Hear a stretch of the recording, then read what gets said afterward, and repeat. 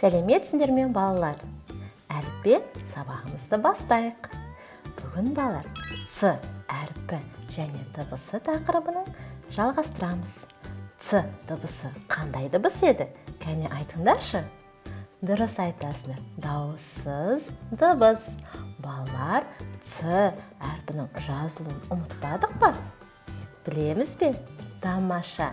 Ендеше осы Ц әрпімен буындар құрастырайық. Ал кәне бастайық.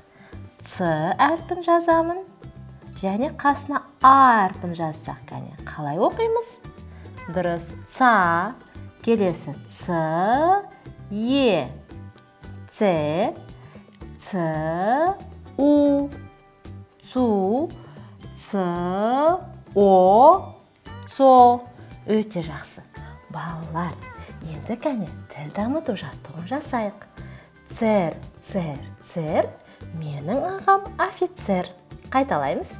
Цер, цер, цер, менің ағам офицер. Тамаша. Балалар, енді церпі бар сөздерді тағы бір есімізге түсіріп қайталайықшы. Цирк. Қайталаймыз. Цирк. Өте жақсы. Мотоцикл. Өте жақсы. Тағы қандай сөздер бар еді? Цех, циркуль, цемент. Өте жақсы. Жарайсыңдар балалар. Балалар, енді мен сендерге өте қызықты ойын дайындап қойдым. Бұл ойынды ойнау қатты қиын емес, бірақ тырысып көріңдер.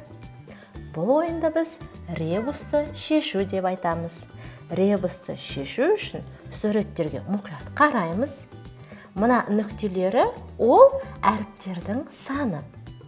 Ал кәне қарайық. Бірінші суретте не көріп тұрмыз? Күн. Иә? Ал енді күн деген сөзде 3 әріп бар. Қараймыз бар. Күн деген суреттің алдында тұрма, әлде артында тұрма өтіріміз? Дұрыс, артында. Яғни күн деген сөзде соңғы 2 әріпті алып тастаймыз. Сонда қандай әріп қалады бізде? К. Ал кәне жазайық. Бірінші К әрпін жазамыз.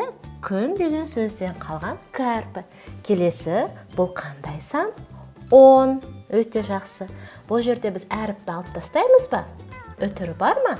Жоқ. Яғни К-дан кейін 10 деген сөзді жазамыз. Келесі, қараймыз, бұл қандай әріп? Кәне, Ц. Дұрыс айтасыңдар. Ц әрпін жазамыз. Келесі не көріп тұрмыз балалар суреттен? Қараңдаршы, өте әдемі керік. Керік деген сөзде қараңдар. Суреттің алдында бір нүкте тұр, суреттен кейін 2 нүкте тұр. Яғни керік деген сөзде бірінші әріпті алып тастаймыз, К әрпін. Келесі қандай әріп қалады бізде? Е, Р. Және соңында 2 әріпті алып тастаймыз. Кер, үк, і мен кін алып тастайық. Сонда бізде қандай әріптер қалады балалар? Е және Р әріптер қалады. Керік дегенде ер дегенді алдық. Енді келесі балалар қараймыз. Бұл ненің суреті? От. Қайталаймыз. От. Енді отта қандай суретте бізді суреттің алдында тұр нүктеміз. Және бірақ өтіріміз тұр. Сонда қанша әріпті алып тастаймыз? 1 әріпті. От дегенде бірінші тұрған әріпіміз О. Оны алып тастаймыз. Сонда қандай әріп жазамыз? Т. Балалар, енді қараңдаршы. Біз суреттердегі әріптерді дұрыс қою арқылы жаңа сөз шығардық. Кәне енді осы сөзді бірге оқиық. Қандай сөз шықты екен? Концерт. Қайталаймыз. Концерт. Өте жақсы. Концерт деген сөз не екен білеміз бе? Ол әртүрлі ән мен би қойылымы. Енді балалар, осы концерт деген сөзді буынға бөлейікші. Концерт. Неше буын бар? 2 буын бар. Сонда неше дауысты дыбыс бар екен? 2. Тамаша. Енді балалар, кәне осы сөзбен сөйлем құрайықшы.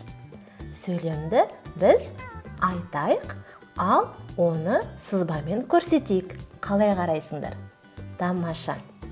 бірінші біз сөйлемдердің түрлерін анықтап есімізге түсірейік. Сөйлемнің 3 түрі бар, Біріншісі хабарлы сөйлем, соңында нүкте қойылады.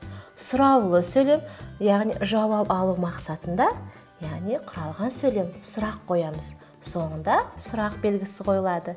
Және лепті сөйлем, адамның көңіл күйін білдіретін сөйлем. Соңында леп белгісі қойылады. Бірінші хабарлы сөйлемнен бастайық. Ал мен концертке бардым. Кәне, сызбамен құрастырамын. Сызба бойынша бірінші әріп әрқашанда бас әріптен басталады. Мен концертке бардым. Бұл жай хабарлы сөйлем. Соңында нүкте қоямыз. Неше сөзден құралып тұр? 1, 2, 3. Өте жақсы. Ал енді лепті сөйлем құрастырайық. Алақай концерт басталды. Кәне, бірінші алақай. Үтір қоямыз. Концерт басталды. Соңында қандай белгі қоям? Дұрыс айтасыңдар, леп белгісін қоям, Түзулеп, қалыңдатып қояйын, сендерге көрінсін деп, жақсы ма? Қараймыз, неше сөз бар екен? 1, 2, 3. Яғни, леп белгімізде 3 сөзден құралған екен. Енді қандай сөйлем құрауым керек? Дұрыс айтасыңдар, сұраулы сөйлем. Қандай сөйлем құрасақ екен? Кәне, сендер де маған көмектесіңдерші? Бүгін қандай концерт болады? Бүгін қандай концерт болады? Немесе бүгін кімнің концерті болады? Деген сұрақ қойсақ болады. Бүгін, немесе балалар, былай сөйлем құрастырайықшы. Сендерге оңай болсын, Бүгін концерт нешеде басталады? Сол кезде бізде сөйлемде сөздер саны көп болады. Бүгін концерт нешеде басталады? Сонда бұл сөйлемде 4 сөз болады. Бүгін концерт нешеде басталады? Соңында сұрақ белгісін қоям. Себебімен сұрап тұрмын. Өте жақсы. Енді кәне балалар, біз сөйлемдер құрастырдық. Солай емес пе? Енді сендер айтыңдаршы, сендер концертке бардыңдар ма? Барсаңдар, қандай концертке барып едіңдер? Кәне, соны әңгімелеп айтып үйреніңдер. Ал мектептеріңде қандай концерт болды? Кәне, ойланып көріңдер. Соны да әңгімелеп айтып көріңдер. Жақсы ма? Өздеріңде концерт беріп, концертке қатысып, ән айтып, би билеген оқушылар да бар шығар. Солай емес пе? Жақсы. Балалар, енді сабағымызды қорытындылайық. Бүгін біз Ц әрпін аяқтадық. Бар білімізді біз не істедік балалар? Қорытындыладық. Яғни Ц дыбысы дауыссыз дыбыс екен. Одан сөздің ортасында, сөздің басында да Ц әрпі кездесетінін білдік. Және де сөйлемдер құрастырдық. Жарайсыңдар. Тапсырма сендерге берейін. Сендерге тапсырма. Сендерде осындай 3 сөйлем құраңдар. Яғни, сендер енді концерт емес, басқа Ц әрпі бар сөзді алып, содан сұраулы сөйлем, лепті сөйлем, хабарлы сөйлем құрастырып, сызбасын сызып көріңдер. Жақсы ма? Жарайсыңдар. Бүгінгі сабағымыз аяқталды. Келесі сабақта кездескенше сау болыңдар. Сендермен бірге болған мен Айдана Рысбекқызы.